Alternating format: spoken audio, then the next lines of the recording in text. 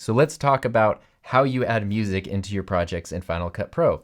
The first thing to really be aware of is copyright, right? If you're just doing something for fun at home for your friends that's never going to be shared publicly or anything, you can use any song you want. It doesn't matter. Nobody's going to care. But as soon as you start sharing something or posting it online, that's where you need to really be aware of royalty-free music and how that works. Now, there are a ton of places where you can get legitimate royalty-free music online, so I will share a couple of them with you. If you're uploading your project to YouTube and you're on a budget, the easiest way is just to go to your YouTube studio and then click on Audio Library. And there you're gonna find a bunch of great stuff, including sound effects and music. And you can filter this in a bunch of different ways, from track title, genre, mood, artist name, duration, whether or not you do need to attribute them, meaning in the description of your video, you need to actually say who it's from or not. But the beauty of the YouTube royalty-free library is that everything is okay to use on YouTube.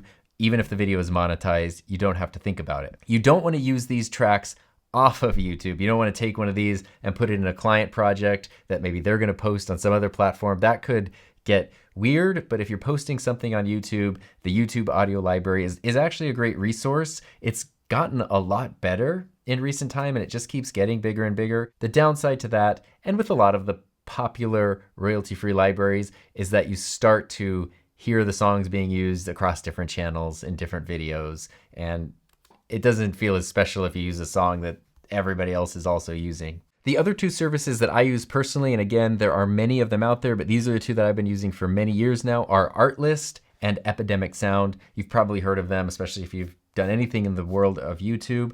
And I like both of them, which is why I have a subscription to both. Artlist has a more flexible license, and it's really great if you do need to do client work and you want to create something that you do put in a client project and then they're gonna do who knows what with. Artlist is really great for that, for making sure that your clients are covered. So Epidemic is a little more strict, but they do have a larger library. And the two advantages I think that Epidemic has over Artlist are the way that you can browse music. It's just easier to go through genres and even go through like subgenres. And if I wanted to do something like, say I wanted to find synth pop, but then on top of that, I wanted to add in, hopeful sounding synth pop that is faster than 122 BPM, then I'm going to have everything here. And the other big benefit with Epidemic is you can download the full mix or individual stems. So if you don't like the vocals or you don't like one of the tracks or the percussion or something, you can just ignore that. You download each of these individually and then line them up to sync them within Final Cut Pro. That's been super helpful to me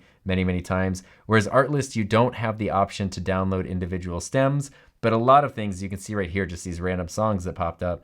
A lot of times, if artists do have a song with vocals, they will also upload an instrumental version as well. So it's at least easy to get rid of the vocals. You can combine moods, like I could say epic blues music that includes claps and snaps. Both services, and I think pretty much all music licensing services, are going to give you high quality audio files.